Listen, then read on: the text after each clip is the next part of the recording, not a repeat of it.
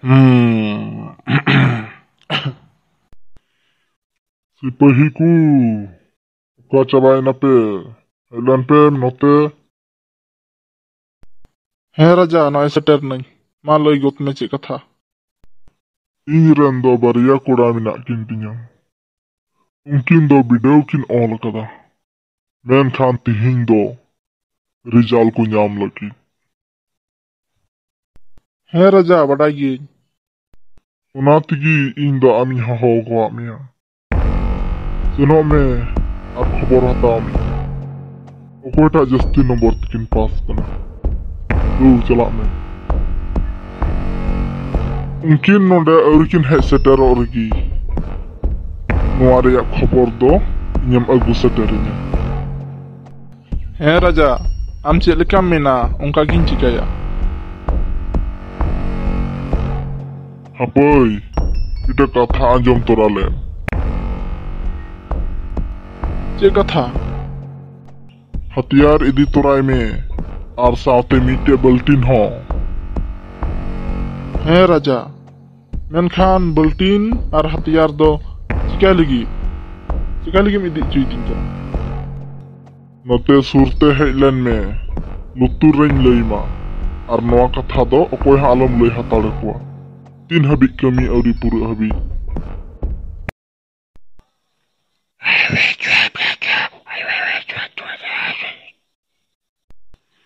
Bujhaw kidam to? Heh raja, bujhaw kidañ. Menkhan kodam posago lekha ingkew kida noa katha anjom tedo.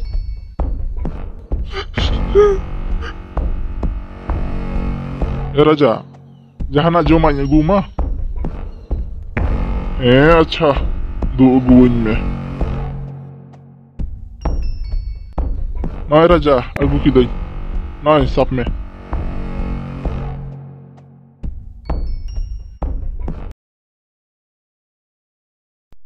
Indo adi raskañ aikaw da. Alang-alang pasen noa katha judi babay baday lekhan tinaak raska aikaw bang. Gila orar sen kate usara talang lay god ya. Dada, ama jasti nomor tem pas ka iyate raska gim bujhaw kan. Menkhan iñ ma adi kom nomor tin pas aka. Onate cinta giñ aikaw ya. Orak chalak ha bang sanading kana. Cek em cinta kana ya. Ama enhom pas ke. Adom ko mata hakiyat ko fail kan. Na talam cinta raska me. Enhon noa khobor baba anjom lekha da raska gya. Pas taram pas kana. Ma usara orak lang sen hodoa. Raska khobor baba lang anjom ya. Ho, nonde minak bina. De raskañ bujhaw kida aben hor reñ nyam ke bente. Ar orak auri ben seter iyete. Alin horam nyam ke alin iyate do. Cidam raska kana. Se alin lin pasen noa khoboram anjom ka atem raska kana. Abenak khobor do auriñ anjoma. Cek lekaw kan bang abenak rizal do. Menkhan orak sek khon adi gorom khoboriñ agu kada. Ar meda do cidak jorok kan tama. Abenak bidaw riyak rizal auriñ anjoma. Menkhan laha khon gi ontor mone do dhak-dhakak kan tinya. Je cek leka enak abenak rizal do. Rizal do moj gi. Iñ do first division tin pas na. Ar babu do second. Hah? Ka katha iñ hudisok kan tahay onagi huina.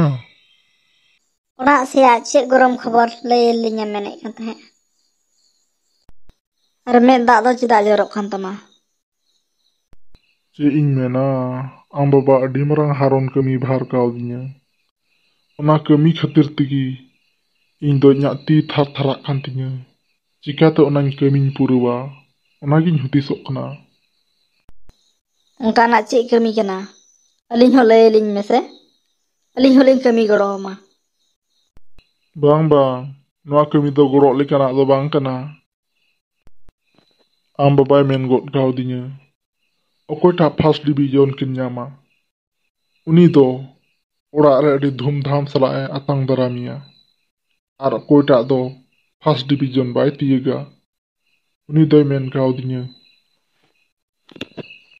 Goje me Ar baltin re uniya mayam do atang jarwai me.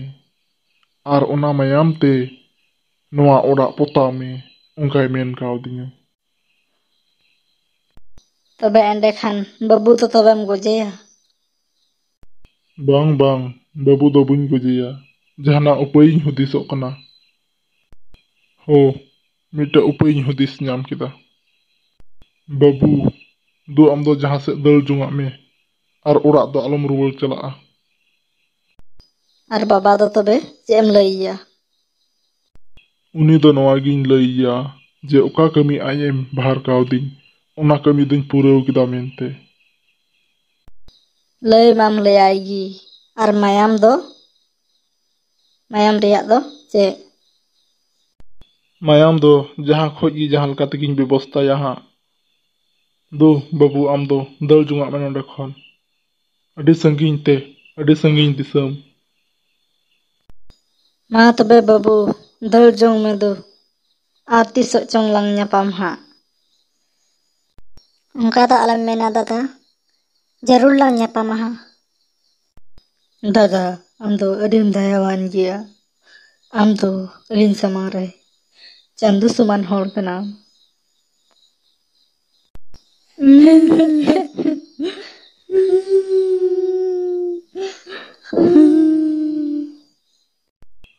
Alo ben raga.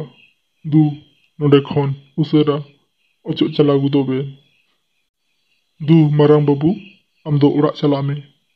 Ar katik babu du am do dal jungak me. Ama abin jiwi bancaw me. Ar tisok chong bun nyapama ha. Jarul bun nyapama.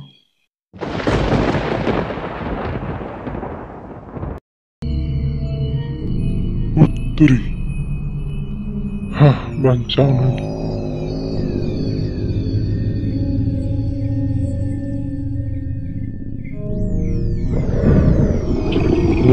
Di Januar tahun harul hej na.